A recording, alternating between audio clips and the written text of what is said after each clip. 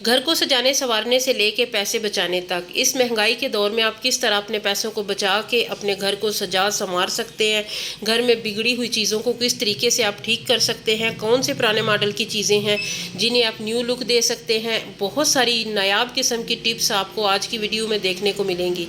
Video skip किए बिना मुकम्मल वॉच कीजिएगा। वीडियो स्टार्ट करते हैं। अस्सलाम वालेकुम माय यूट्यूब फैमिली, कैसे हैं आप सब लोग। उम्मीद करती हूँ सब अपने घरों में खुशबाश होंगे। अल्लाह ताला से दुआ है अल्लाह ताला आप सबको अपने घरों में खुश रखें, आबाद रखें, आमीन या रब्बुल आलमीन। सबसे पहली जो मैं आज आपको टिप बताने लगी हूँ, ये मैंने बहुत ज़बरदस्त किस्म की टिप है जो कि मैं खुद भी अप्लाई करती हूँ और बहुत ही पावरफुल है।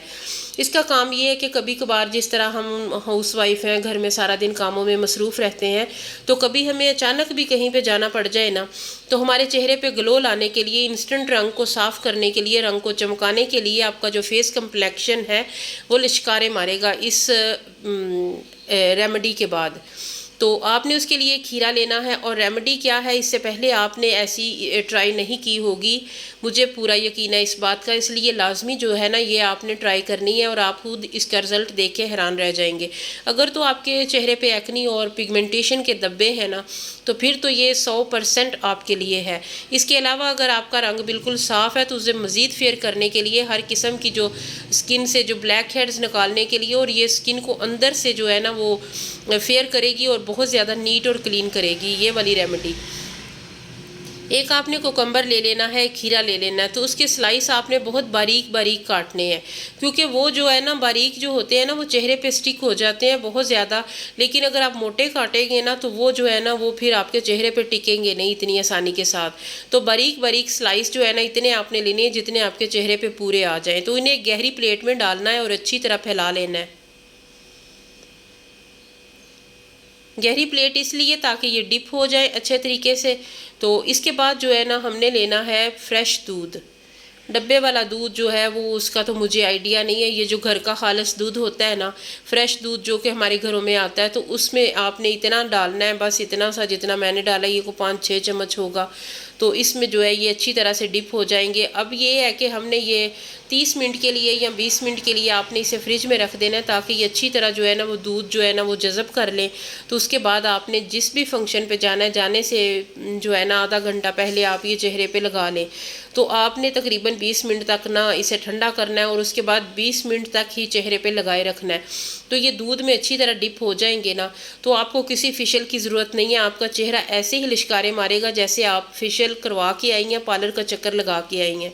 तो आप इसे ट्राई करेंगी तो आपको बहुत ही ज़बरदस्त इसके जो रिज़ल्ट है ना वो देखने को मिलेंगे। ये मैंने फ्रिज में रख दिया है, 20 मिनट बाद इंशाल्लाह मैं इसे ट्राई करूँगी और बहुत ही ज़बरदस्त और कमाल का जो है ना वो इसका रिज़ल्ट है। अब मैंने फ्रिज में रख दिया है तो आपने भी लाजमी ट्राई करना है इससे। चलते हैं नेक्स्ट टिप की तरफ। आजकल देसी लहसन का मौसम है, तो हम जैसे लोग जो कि साल भर के लिए ये लहसन ले लेते हैं, तो इसके लिए टिप ये है कि जब आप लहसन लेके आए ना, आपने इस पूरे साल के लिए ख़रीदा है, तो उसे ये है कि किसी चारपाई के नीचे किसी खुली जगह पे आपने फैला देना है ताकि वो अच्छी तरह ड्राई हो जाए। इस तरह गीले को अगर आप संभाल के कहीं रखेंगे ना, तो वो टोकरियों में डाल के तो वो बहुत जल्दी जो है ना वो ख़राब हो जाता है। तो इस तरीके से अगर आप उसे फैला के रख लेंगे ना, तो वो पूरा साल आपका जो है ना वो ख़राब नहीं होगा।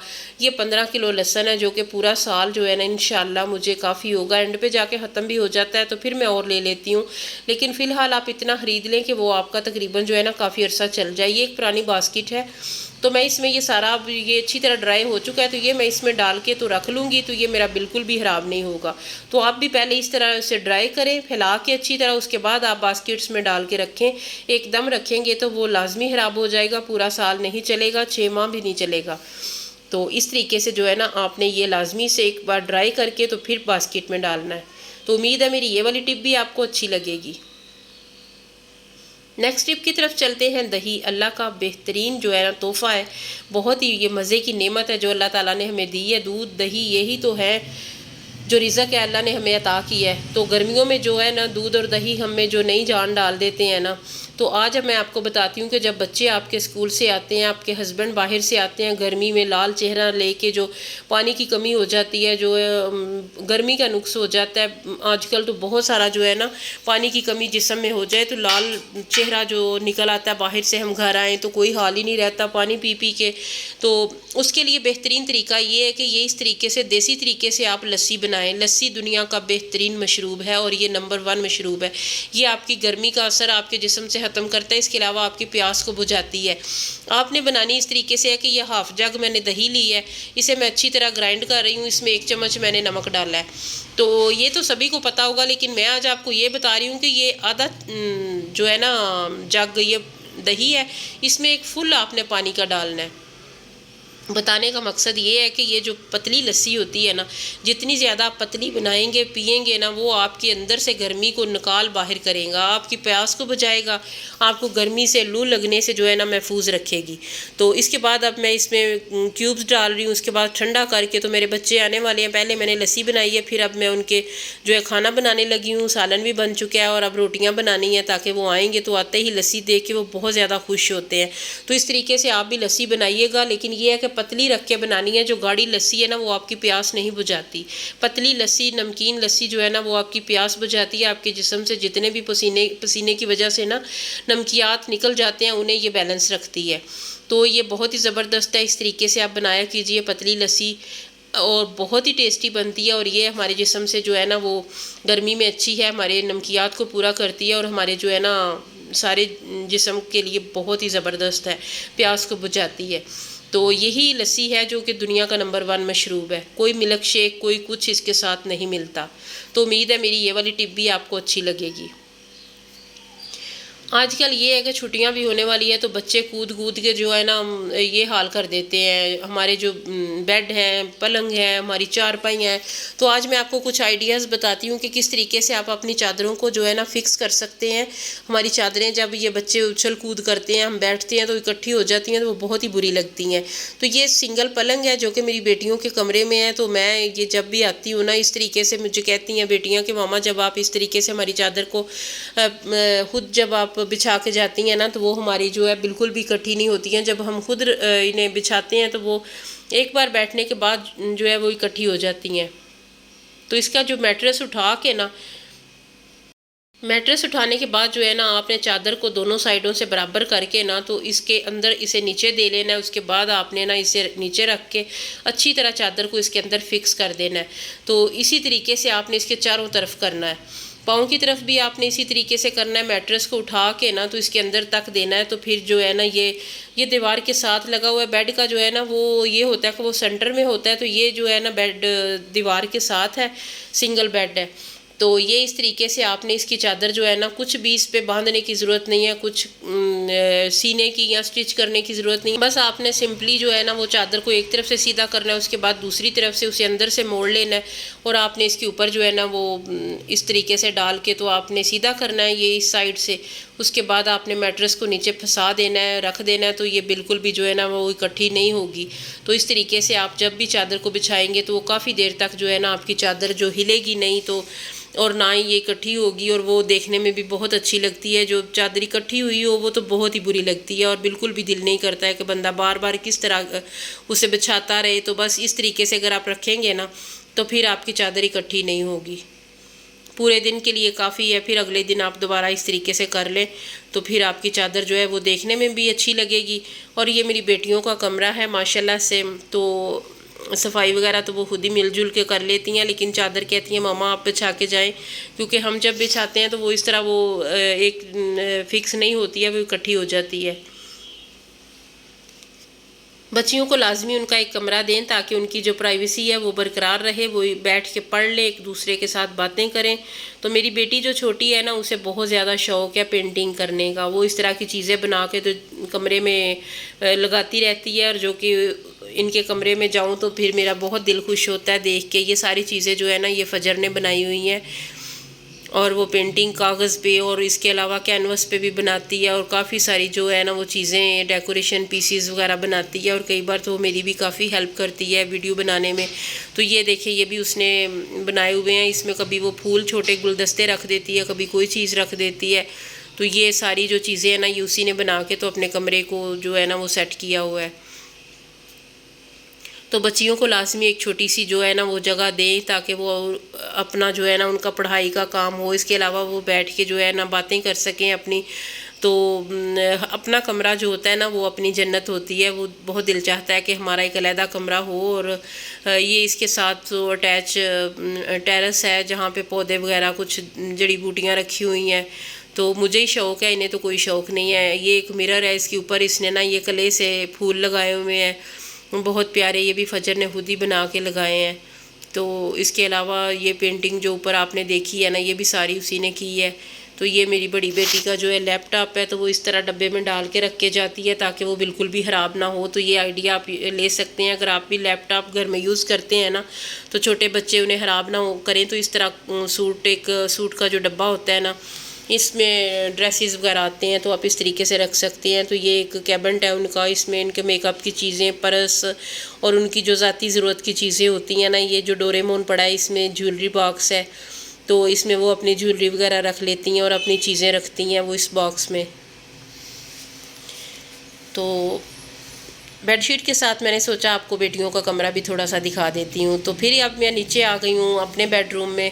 तो ये जो बेडशीट है ना, ये जब मेरा बेबी इस पे उछल उछल के जो है ना इसका हशर कर देता है, तो इस तरीके से अगर मैं बिछा भी दूँ ना, तो जब वो इसके ऊपर नाचता है ना, तो फिर वो सारी जो चादर है ना वो इकट्ठी हो जाती है। तो फिर वो मुझे दिन में 2 बार तकरीबन इस तरीके से सेट करनी पड़ती है, ये जिस तरह मैं अब कर रही हूँ।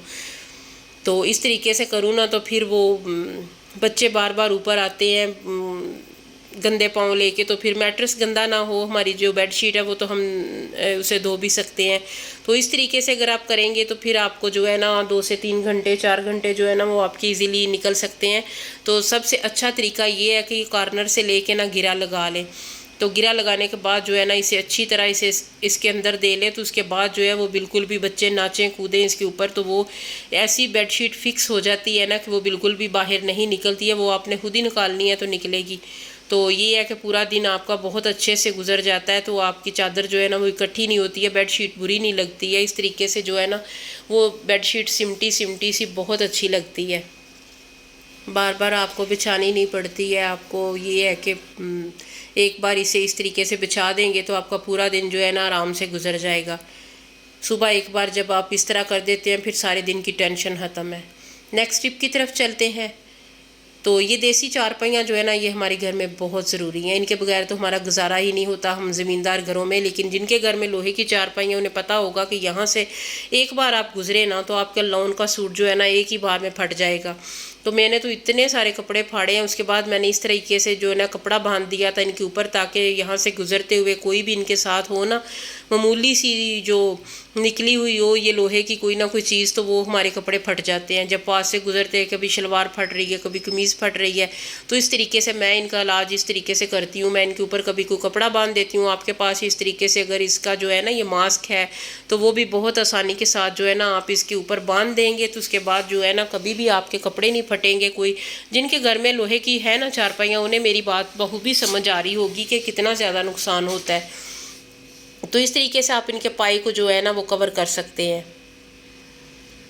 जितनी भी लोहे की चारपाइयाँ मैंने सबको इस तरीके से जो है ना कवर किया हुआ है। जिनका मुझे पता है ना कि ये जो पाया ये डेंजरस है, उसे तो लाजमी मैंने इस तरीके से कवर किया हुआ है। तो वीडियो तो आप देख ही रहे हैं, थोड़ी सी भी अगर आपको अच्छी लग रही है तो वीडियो को लाइक करें, प्यारा सा कमेंट देना है आपने कि आपको कौन सी टिप अच्छी लगी है, ताकि मैं आपका नाम लेके ना आपका शुक्रिया अदा करूँ।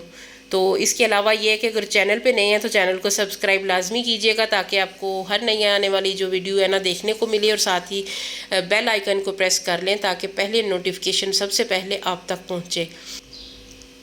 इस तरीके से चादर जो है ना वो अच्छे तरीके से आपने बिछा लेनी है, एक ही इक्वल तरीके से चारों तरफ से बराबर हो। तो उसके बाद क्या करना है, हमने कुछ ऐसा करना है कि हमारी बेडशीट जो है ना वो हिले ना। चारपाई के ऊपर जो चादर हमने बिछाई है, जो बेडशीट बिछाई है, बिल्कुल हिले ना। तो उसका तरीका सबसे बेहतरीन ये है कि कुछ लूज़ शुदा पोनियाँ ले लें, कुछ ऐसी पोनियाँ जो आपके किसी काम की नहीं है। जिन पोनियों का लास्टिक ख़त्म हो जाता है ना, तो वो इस तरीके से मैं इनके ऊपर फिक्स कर देती हूँ। फिर ये चादर जो है ना वो हिलती नहीं है। आप जितना भी ज़्यादा ऊपर नाचें कूदें, आप लेटें सोएं, तो आपकी चादर जो है ना वो फिक्स रहती है। आपने जब भी इसे खोलना है तो ये चादर जो है ना अपनी जगह से हिल। ये भी पोनियाँ वही हैं जो कि लूज़ हो चुकी हैं। तो ये चारों साइड पे ना मैंने सारी अपनी बेड चादरों चारपाइयों को इसी तरीके से जो है ना फिक्स किया होता है। तो इस तरीके से आप भी जो है ना चारों तरफ से इन्हें इस तरीके से आप कवर कर लें, तो फिर आपकी चादर जो है ना वो हिलेगी नहीं, बिल्कुल वो ना आपकी सेट रहेगी, आपको बिल्कुल उलझन नहीं होगी। चारों पाए पे मैंने पोनियाँ जो है ना वो अच्छे तरीके से बांध दी हैं। तो इस तरीके से बहुत सारी घर में पोनियाँ होती हैं वेस्ट शुदा, जिनका लास्टिक ख़राब हो जाता है, तो जो हमारे किसी काम की नहीं रहती हैं। अगर आपके पास फिर भी नहीं है तो छोटे छोटे लास्टिक के पीस लेके ना तो उन्हें बांध के, वो तो किसी पुरानी शलवार से निकाल ही सकते हैं आप, वो भी आप इस तरीके से बांध लेंगे। लेकिन ये जो पोनियाँ हैं ना ये बिल्कुल भी नज़र भी नहीं आ रही और अच्छी लग रही हैं, बुरी भी नहीं लग रही। तो इस तरीके से आप लाजमी ट्राई कीजिएगा। फिर मिलेंगे इंशाल्लाह, तब तक के लिए अल्लाह हाफिज़।